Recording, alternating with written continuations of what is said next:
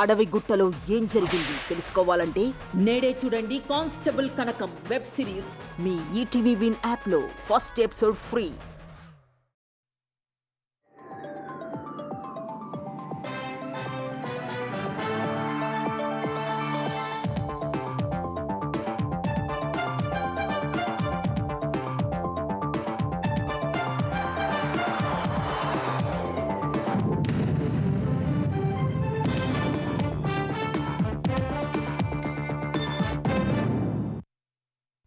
నమస్కారం, ఈటీవీ న్యూస్కి స్వాగతం. ముందుగా ముఖ్యాంశాలు.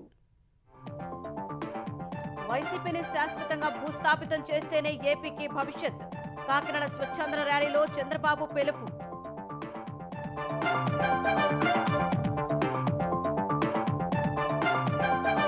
వైసీపీ హయాంలో ఇచ్చిన దొంగ పింఛన్లు తొలగిస్తామన్న ముఖ్యమంత్రి.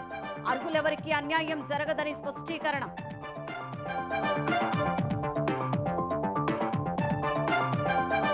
బకాయిలు చెల్లించాలని ప్రభుత్వానికి ఏపీ ఉద్యోగుల డిమాండ్, లేదంటే రాష్ట్ర వ్యాప్త పోరాటానికి సిద్ధమని ప్రకటన.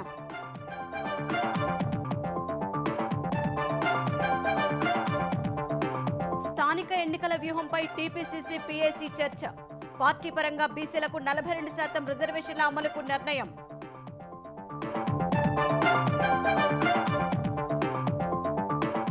తెలంగాణలో యూరియా కోసం దుకాణాల వద్ద రైతుల బారులు. పరిష్కారంపై ఆర్ఎఫ్సీఎల్ సీఈఓతో తుమ్మల చర్చలు.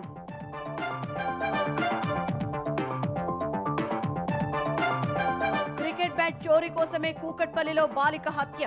పోలీసుల తీరుపై అనుమానంతో చిన్నారి తల్లిదండ్రుల ఆందోళన.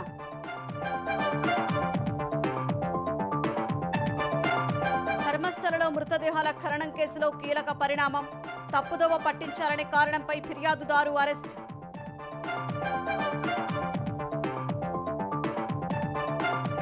అంతరిక్షంపై లోతైన పరిశోధనలు చేపట్టాలని శాస్త్రవేత్తలకు ప్రధాని పిలుపు. ఏడాదికి 50 రాకెట్లు ప్రయోగించాలని సూచన.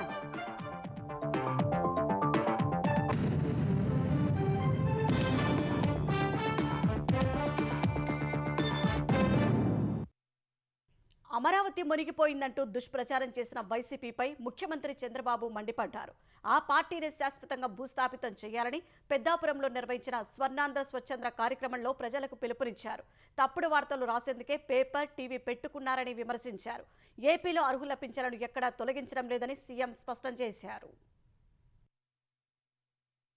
కాకినాడ జిల్లా పెద్దాపురంలో స్వర్ణాంధ్ర స్వచ్ఛంద్ర కార్యక్రమంలో ముఖ్యమంత్రి చంద్రబాబు పాల్గొన్నారు. ప్రజాప్రతినిధులు, వైద్య విద్యార్థులు, స్థానికులతో కలిసి సీఎం స్వచ్ఛతా ర్యాలీ నిర్వహించారు. ర్యాలీ అనంతరం అక్కడి మ్యాజిక్ డ్రైన్లను పరిశీలించిన ఆయన వాటి నిర్మాణం, ఉపయోగాలపై పారిశుద్ధ్య సిబ్బందిని అడిగి తెలుసుకున్నారు. మ్యాజిక్ డ్రైన్ల ద్వారా భూగర్భ జలాల పెరుగుదలతో పాటు పారిశుద్ధ్య నిర్వహణ భారం కూడా తగ్గుతుందని కార్మికులు తెలిపారు. తర్వాత స్వర్ణాంధ్ర స్వచ్ఛంద్ర సభలో పాల్గొన్న సీఎం అక్టోబర్ 2 నాటికి అన్ని మున్సిపాలిటీల్లో చెత్తాచెదారం తొలగిస్తామని తెలిపారు. గత వైసీపీ ప్రభుత్వం చెత్తపై పన్ను వేసింది కానీ చెత్త మాత్రం తీయలేదని విమర్శించారు. చెత్త నుంచి సంపద ఎలా సృష్టించాలో ఆలోచిస్తున్నామని చెప్పారు. ఇదే సమయంలో వైసీపీ విష రాజకీయాలు, ఫేక్ ప్రచారాలు చేస్తోందని విరుచుకుపడ్డారు. కోడికత్తి, వివేక హత్య సహా 10 ఏళ్లలో జరిగిన 10 ఘటనలను ఉదహరించారు. వదలబొమ్మాలి అంటూ మళ్లీ లేచేందుకు ప్రయత్నిస్తున్న వైసీపీ భూతాన్ని శాశ్వతంగా భూస్థాపితం చేస్తేనే రాష్ట్రానికి మంచి రోజులని ప్రజలకు సూచించారు.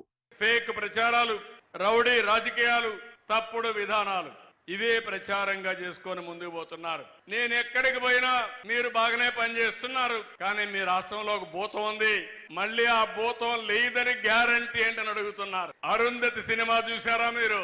ఏంటి డైలాగ్? నిన్ను వదల బొమ్మాళి వదల. అలాంటి అరుంధతిలో భూతం ఈ భూతం మళ్ళా పైకి వస్తా ఉంది. అమరావతి మునిగిపోయిందని ప్రచారం. మునిగిపోయింది మీ పార్టీ. భవిష్యత్తులో పైకి రాకుండా భూస్థాపితం కాబోయేది మీ పార్టీ గాని అమరావతి కాదు. ఎవరైనా రాష్ట్రంలో పెట్టుబడులు పెడతా ఉంటే మళ్ళా ఈ ప్రభుత్వం పోతే నేనే వస్తా, మీకు లేనిపోని ఇబ్బందులు కలిగిస్తానని బెదిరించే పరిస్థితికి వచ్చారు. వైసీపీ హయాంలో ఇచ్చిన దొంగ పింఛన్లను తొలగించి నిజమైన పేదలకే ఇస్తామని సీఎం వివరించారు. వికలాంగులు కాని వాళ్ళను కూడా వికలాంగులు చేసి పింఛన్లు ఇచ్చారు. పేదల ముసుగులో దొంగ పింఛన్లు ఇస్తే వాళ్ళందరినీ తీసేసి తిరిగి మీకే ఇస్తాం తప్ప వేరే వాళ్ళకు కాదని హామీ ఇస్తున్నా. ముందు సోషల్ మీడియాలో పోస్ట్ పెడతారు, తర్వాత సాక్షిలో, బ్లూ మీడియాలో వేస్తారు. తర్వాత వీళ్ళు పనిగట్టుకొని ప్రచారం చేస్తారు. మీకు సేవ చేయాలని మా ఆలోచన. వీళ్ళు మాత్రం 24 గంటలు విష ప్రచారం చేయాలని ఆలోచిస్తున్నారు. మనది అభివృద్ధి రాజకీయం, వాళ్ళది రాష్ట్రానికి అనర్థ రాజకీయం. మనది సంక్షేమ రాజకీయం, వాళ్ళది సంక్షోభ రాజకీయం. మనది విజన్ రాజకీయం, వాళ్ళది క్రిమినల్ రాజకీయం.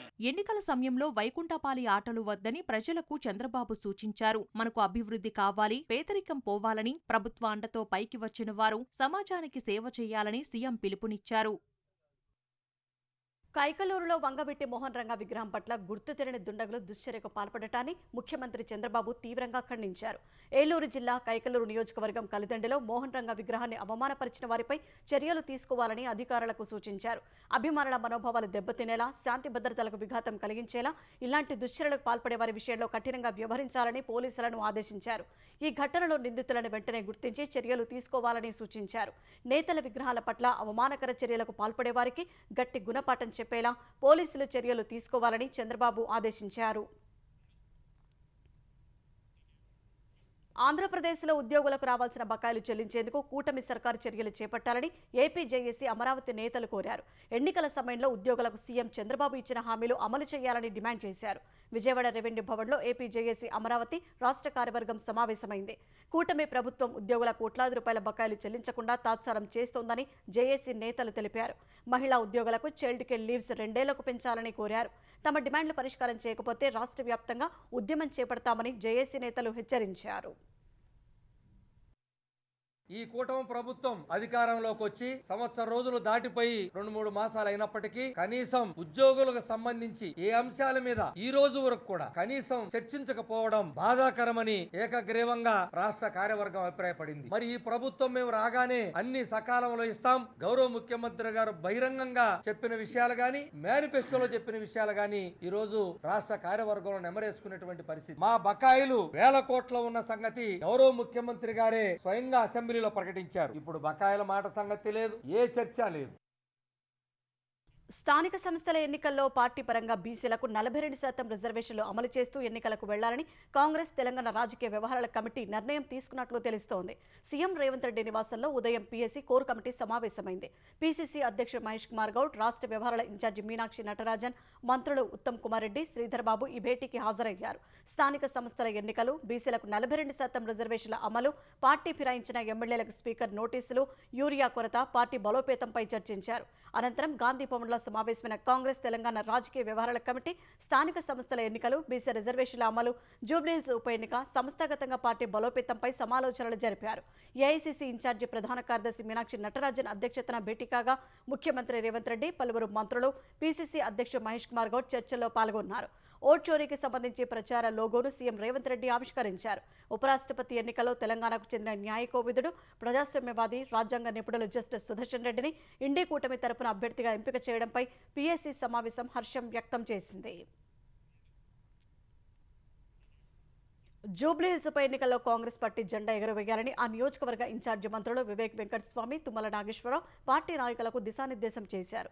హైదరాబాద్ జూబ్లీహిల్స్ ఉప ఎన్నిక సన్నద్ధతపై AICC incharge secretary Viswanathan Perumal, నియోజకవర్గ ఇన్ఛార్జి మంత్రులు పొన్నం ప్రభాకర్, వివేక్ వెంకటస్వామి, తుమ్మల నాగేశ్వరరావు సమావేశమై చర్చించారు. ఈ భేటీలో కార్పొరేషన్ చైర్మన్లు, పార్టీ ఉపాధ్యక్షులు, పరిశీలకులు, ఇతర నేతలు పాల్గొన్నారు. ప్రభుత్వ పథకాలను ప్రజల్లోకి విరివిగా తీసుకెళ్లాలని మంత్రులు సూచించారు. ప్రతి పోలింగ్ కేంద్రానికి ఒకరు ఇన్ఛార్జిగా ఉండాలన్న మంత్రులు పార్టీ ఇచ్చిన బాధ్యతలను సక్రమంగా నిర్వహించాలని సూచించారు. తెలంగాణలోని అన్నదాతలకు యూరియా కష్టాలు తప్పడం లేదు. సిద్దిపేట జిల్లా దుబ్బాక నియోజకవర్గం అల్వాలలో యూరియా కోసం రైతులు బారులు తీరారు. పట్టాదారు పాస్ పుస్తకాలు లైన్లలో పెట్టి టోకెన్ల కోసం ఎదురు చూశారు. దౌలతాబాద్ మండలం అంకిరెడ్డిపల్లిలో రైతులు చెప్పులు వరుస క్రమంలో పెట్టి బారులు తీరారు. మిరుదొడ్డి ఎరువుల పంపిణీ కేంద్రాల వద్ద పోలీసులు బందోబస్తు నిర్వహించారు. ఖమ్మం జిల్లా కారేపల్లిలో యూరియా సరఫరా చేయాలంటూ రైతులు రోడ్డుపై బైఠాయించి ఆందోళన చేపట్టారు. యూరియా కోసం పడిగాపులు కాసిన రైతులు బస్టాండ్ కూడలలో నిరసన వ్యక్తం చేశారు. వర్షాకాలం ముగిశాక యూరియా ఇస్తే ఏం లాభమని ఆగ్రహం వ్యక్తం చేస్తూ రోడ్డుపై బైఠాయించడంతో వాహనాలు నిలిచిపోయాయి. సూర్యాపేట జిల్లా హుజూర్ నగర్ మండలం బూరుగడ్డలో ఉదయం నుంచి యూరియా కోసం రైతులు బారులు తీరారు. బూరుగడ్డ సొసైటీ పరిధిలో 5,000 ఎకరాలు ఉంటే కేవలం 200 బస్తాలు మాత్రమే వచ్చాయని అన్నదాతలు ఆందోళన వ్యక్తం చేస్తున్నారు. అధికారులు స్పందించి రైతులకు సరిపడా యూరియా సరఫరా చేయాలని విజ్ఞప్తి చేస్తున్నారు. ఇక్కడ కష్టంలో 5,000 ఎకరాలు ఉన్నాయి. 5,000 ఎకరాలకి 200 కట్టలు వచ్చినాయి. ఆ 200 కట్టలుకి 2 ఆధార్ కార్డు తెచ్చుకోమంటారు. ప్రతిదానికి ఆధార్ కార్డులు వీటి కోసం ఉపయోగించాలా, వేరే వాటికి ఉపయోగించాలా? కాబట్టి ఆధార్ కార్డులు పాస్ పుచ్చుకోవాలంటారు. ఈ జిరాక్స్లకే మా సగం ఖర్చు అవుతుంది. ప్రభుత్వం ఈ నిర్లక్ష్యం, ఈ పొలాలు ఎండిపోతున్నాయి, ఈరే లేక ఖరాబ్ అవుతున్నాయి. పెట్టుబడి పెట్టుకుని మొత్తం వేస్ట్ అయిపోతుంది. ఇప్పుడు ఏం చేయాలని ఈ మంత్రులు ఉన్నా ఏం చేస్తుంది? తెలంగాణలో రైతులందరికీ యూరియా అందించే దిశలో కేంద్రంతో సంప్రదింపులు జరుపుతున్నామని, ఎవరూ ఆందోళన చెందాల్సిన అవసరం లేదని వ్యవసాయ మంత్రి తుమ్మల నాగేశ్వరరావు చెప్పారు. సచివాలయంలో Ramagundam fertilizers and chemicals limited RFCL CEO Alok Singhal, NFCL Telangana sales manager రాజేష్తో యూరియా సరఫరాపై మంత్రి సమీక్షించారు. ఆర్ఎఫ్సిఎల్ నుంచి అందాల్సిన యూరియా కోటాలో ఇంకా 62,473 మెట్రిక్ టన్నులు అందలేదని ఆ సంస్థ ఎండీకి మంత్రి వివరించారు. పంటలపై ప్రతికూల ప్రభావం పడకముందే తెలంగాణకు ఇవ్వాల్సిన యూరియాను పంపాలని కోరారు. తెలంగాణకు రావాల్సిన యూరియాలో తొలుత సగమైనా ఇవ్వాలన్నారు. రైతులకు అసౌకర్యం కలగకుండా ఎరువుల పంపిణీ తక్షణమే జరగాలని చెప్పగా, త్వరలోనే తెలంగాణకు ఇవ్వాల్సిన యూరియాను పంపుతామని ఆర్ఎఫ్సిఎల్ ఎండీ తెలిపారు. ఇదే సమయంలో రైతులు ఆందోళన చెందవద్దని, ప్రస్తుతం 42,000 మెట్రిక్ టన్నుల యూరియా అందుబాటులో ఉందని తుమ్మల తెలిపారు. మరో 6,543 మెట్రిక్ టన్నుల యూరియా ఇవాళ రానుందని ప్రకటించారు. ఈ నెలాఖరుకు మరో 37,877 మెట్రిక్ టన్నుల యూరియా వచ్చే అవకాశం ఉందని తెలిపారు. లోతైన అంతరిక్ష పరిశోధనలకు సిద్ధం కావాలని శాస్త్రవేత్తలకు ప్రధాని నరేంద్ర మోదీ పిలుపునిచ్చారు. జాతీయ అంతరిక్ష దినోత్సవం సందర్భంగా శాస్త్రవేత్తలకు శుభాకాంక్షలు తెలిపిన ప్రధాని, మానవాళి భవిష్యత్తును ప్రకాశవంతం చేసే రహస్యాలను ఛేదించడానికి లోతైన అంతరిక్ష పరిశోధన మిషన్కు సిద్ధం కావాలని సూచించారు. భవిష్యత్తు మిషన్ల కోసం వ్యోమగాములను సిద్ధం చేసేందుకు సన్నాహాలు జరుగుతున్నట్లు ప్రధాని ప్రకటించారు. ఇందులో యువత భాగస్వాములు కావాలని పిలుపునిచ్చారు. గెలాక్సీల అవతల మన అవధులు ఉన్నాయని, ఏది కూడా సరిహద్దు కాదని అంతులేని విశ్వం చెబుతుందన్నారు. అంతరిక్ష రంగంలో కూడా హద్దులు లేవన్నారు. ప్రతి ఏడాది కనీసం 50 రాకెట్ ప్రయోగాలు చేపట్టే స్థాయికి భారత్ చేరుకోవాలని, అందుకు ప్రైవేటు సంస్థలు ముందుకు రావాలని ప్రధాని పిలుపునిచ్చారు. स्पेस सेक्टर में एक के बाद एक नए माइलस्टोन गणना ये भारत और भारत के वैज्ञानिकों का स्वभाव बन गया है। 2 साल पहले ही भारत पहला ऐसा देश बना था जिसने चंद्रमा के साउथ पोल पर पहुंचने का इतिहास रचा। आप सब वैज्ञानिकों की मेहनत से भारत गगनयान की उड़ान भी भरेगा और आने वाले समय में भारत अपना स्पेस स्टेशन भी बनाएगा। अभी हम मून और मार्स तक पहुंचे हैं। अब हमें गहरे अंतरिक्ष में उन हिस्सों में भी झोंकना जहां मानवता के भविष्य के लिए कई जरूरी रहस्य छिपे हैं।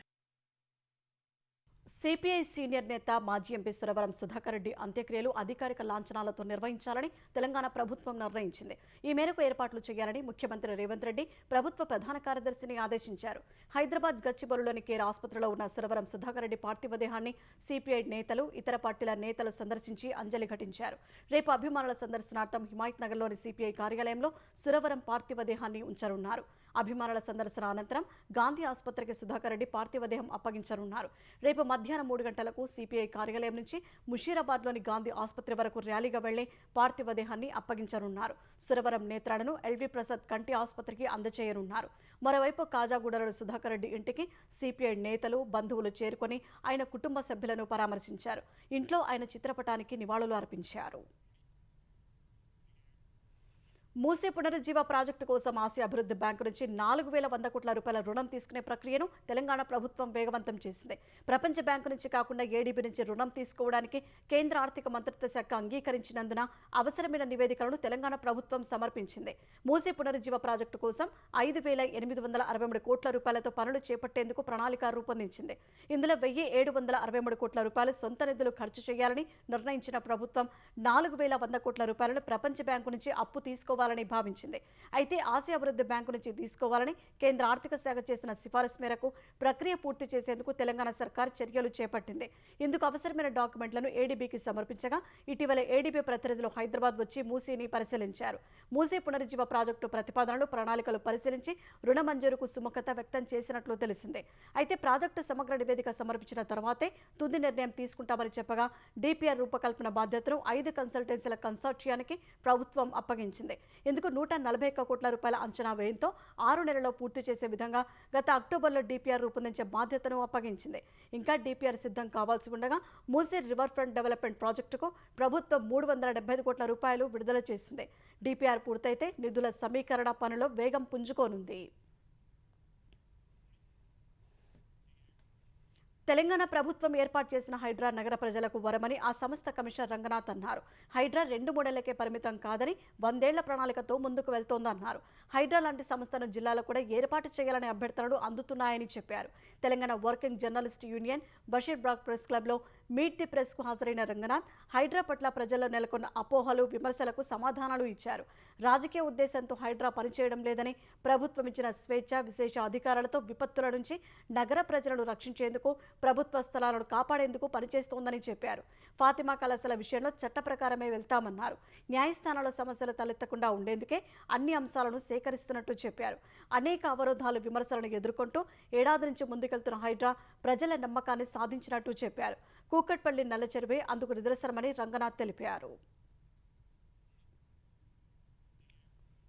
సిరిసిల్లలో పవర్లూమ్ కార్మికులు ఎదుర్కొంటున్న సమస్యలను పరిష్కరించేందుకు తెలంగాణ ప్రభుత్వం తక్షణమే జోక్యం చేసుకోవాలని బీఆర్ఎస్ కార్యనిర్వాహక అధ్యక్షుడు కేటీఆర్ కోరారు. పవర్లూమ్ కార్మికులపై భారం పడుతున్న 35 కోట్ల బ్యాక్ బిల్లింగ్ బకాయిలను మాఫీ చేయాలని డిమాండ్ చేశారు. కార్మికులకు రావాల్సిన 101 కోట్ల విద్యుత్ రాయితీని వెంటనే విడుదల చేయాలని ఉప ముఖ్యమంత్రి భట్టి విక్రమార్కకు కేటీఆర్ లేఖ రాశారు. బీఆర్ఎస్ హయాంలో బతుకమ్మ చీరల ఆర్డర్లతో సిరిసిల్ల నేతలకు చేతి నిండా పని దొరికి స్థిరమైన ఆదాయం లభించిందన్నారు. ప్రస్తుతం పవర్లూమ్ యూనిట్లు ఎదుర్కొంటున్న సమస్యలు కార్మికులను తిరిగి ఆత్మహత్యల వైపు నెడుతున్నాయని కేటీఆర్ ఆందోళన వ్యక్తం చేశారు. నేత కార్మికులను ఆదుకోవడానికి, వారి జీవనోపాధిని కాపాడటానికి ప్రభుత్వం వెంటనే స్పందించాలని కోరారు. క్రికెట్ బ్యాట్ కోసమే కూకట్పల్లిలో బాలికను హత్య చేసినట్టు పోలీసులు నిర్ధారించారు. బాలిక ఇంటి సమీపంలో ఉన్న 14 ఏళ్ల బాలుడు క్రికెట్ బ్యాట్ చోరీకి వెళ్లిన సమయంలో ఆమెను చంపేశాడని సైబరాబాద్ సిపి అవినాష్ మహంతి తెలిపారు. బ్యాట్ తీసుకెళ్తుండగా పాప చూసి అరిచినందునే హత్య చేసినట్లు చెప్పారు. ఈ మేరకు బాలుడు అంగీకరించినట్టు వివరించారు. విచారణ సమయంలో బాలుడు తప్పుదారి పట్టించాడన్న సిపి సుమారు 6 ఏళ్ల నుంచి బాలుడు క్రైమ్ థ్రిల్లర్ సినిమాలు చూస్తున్నట్టు తెలిపారు. బాలుడు హత్య చేసిన తర్వాత ఆధారాలు దొరకకుండా అత్యంత చాకచక్యంగా వ్యవహరించినట్లు బాలానగర్ డీసీపీ కొల్లు సురేష్ కుమార్ తెలిపారు. బాలుడి చొక్కాపై ఉన్న చిన్న రక్తపు మరక ద్వారానే కేసును ఛేదించినట్లు వెల్లడించారు.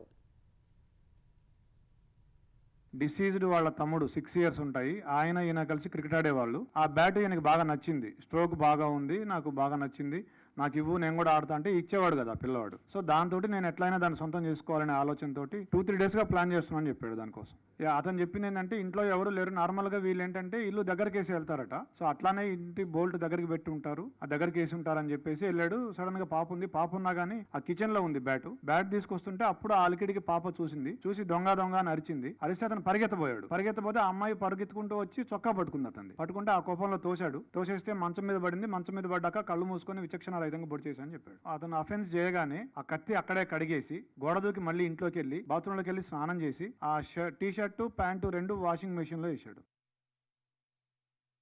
తమ కుమార్తెను చంపిన నిందితుడిని కఠినంగా శిక్షించాలని డిమాండ్ చేస్తూ కూకట్పల్లి పోలీస్ స్టేషన్ ముందు బాలిక తల్లిదండ్రులు ఆందోళన చేశారు. కూకట్పల్లి పోలీస్ స్టేషన్ ముందు జాతీయ రహదారిపై స్థానికులు, బంధువులతో కలిసి బైఠాయించిన తల్లిదండ్రులు నిందితుడిని ఎన్కౌంటర్ చేయాలని డిమాండ్ చేశారు. క్రికెట్ బ్యాట్ కోసం వచ్చి చంపాడని చెప్పటం సరికాదని తల్లిదండ్రులు వాపోయారు. పోలీసులు కేసును తప్పుదోవ పట్టిస్తున్నారని తల్లిదండ్రులు ఆరోపించారు. పోలీసులకు వ్యతిరేకంగా నినాదాలు చేశారు. వారికి పోలీసులు సర్ది చెప్పడంతో ఆందోళన విరమించారు.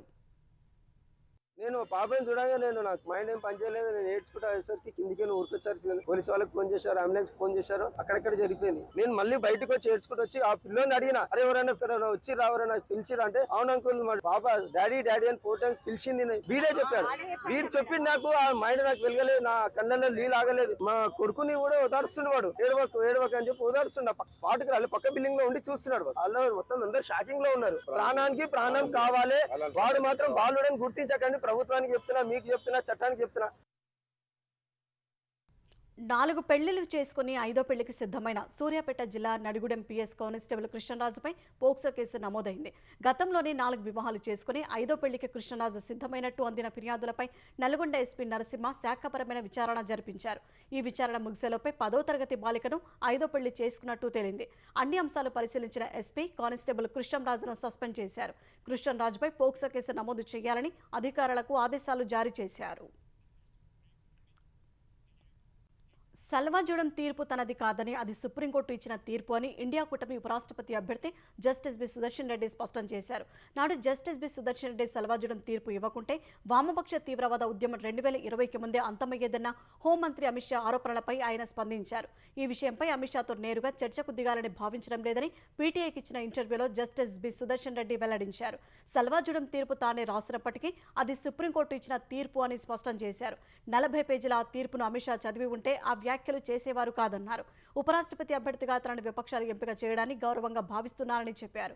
సామాజిక ఆర్థిక విధానాల రూపకల్పన కోసం కులగణన చేపట్టాల్సిన అవసరం ఉందని జస్టిస్ బి సుదర్శన్ రెడ్డి అభిప్రాయపడ్డారు.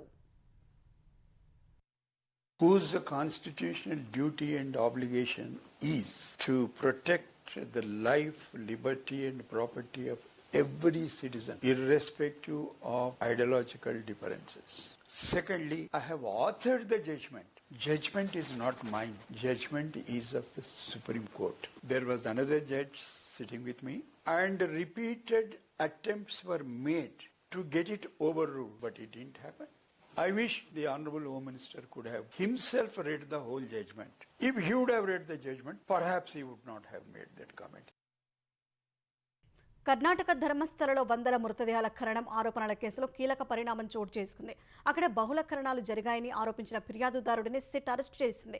ఆ మృతదేహాలను తానే పూడ్చిపెట్టారని ప్రకటించుకున్న ఒకప్పటి పారిశుద్ధ్య కార్మికుడు ముసుగు వ్యక్తి భీమాను సిట్ అధికారులు అరెస్టు చేశారు. అతడు అబద్ధాలు చెప్పి అందరినీ తప్పుదోవ పట్టించారని పేర్కొన్నారు. ధర్మస్థల పరిసరాల్లో 100కు పైగా శవాలు పూడ్చిపెట్టారని చెప్పిన భీమా చివరకు వాటి ఆనవాళ్లు చూపకపోవడంతో అధికారులు అరెస్టు చేశారు. తప్పుడు సమాచారంతో ప్రభుత్వాన్ని ప్రజలను తప్పుదారి పట్టించారన్న అభియోగాలపై భీమాను అదుపులోకి తీసుకున్నారు. గత రాత్రి నుంచి శనివారం తెల్లవారుజాము వరకు సిట్ ప్రధాన అధికారి ప్రణబ్ మొహంతి అతడిని విచారించారు. మాయమాటలతో మొత్తం వ్యవస్థను నమ్మించి చివరికి ఏమీ తెలియదని చేతులు ఎత్తేశాడని దర్యాప్తులో గుర్తించిన సిట్ అతడిని అరెస్టు చేసింది. అక్రమ బెట్టింగ్కు సంబంధించిన మనీ లాండరింగ్ కేసులో కర్ణాటక కాంగ్రెస్ ఎమ్మెల్యే కేసీ వీరేంద్ర పప్పిని ఎన్ఫోర్స్మెంట్ డైరెక్టరేట్ ఈడీ అరెస్ట్ చేసింది.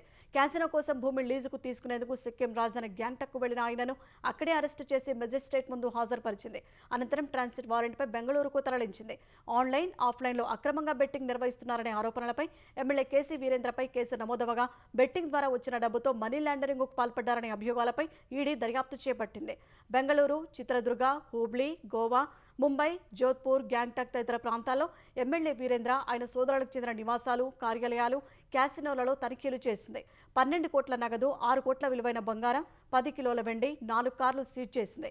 పలు బ్యాంకుల డెబిట్, క్రెడిట్ కార్డులు, 5 స్టార్ హోటళ్లకు సంబంధించిన సభ్యత్వ కార్డులను స్వాధీనం చేసుకుంది. 17 బ్యాంక్ అకౌంట్లు, 2 లాకర్లను సీజ్ చేసింది.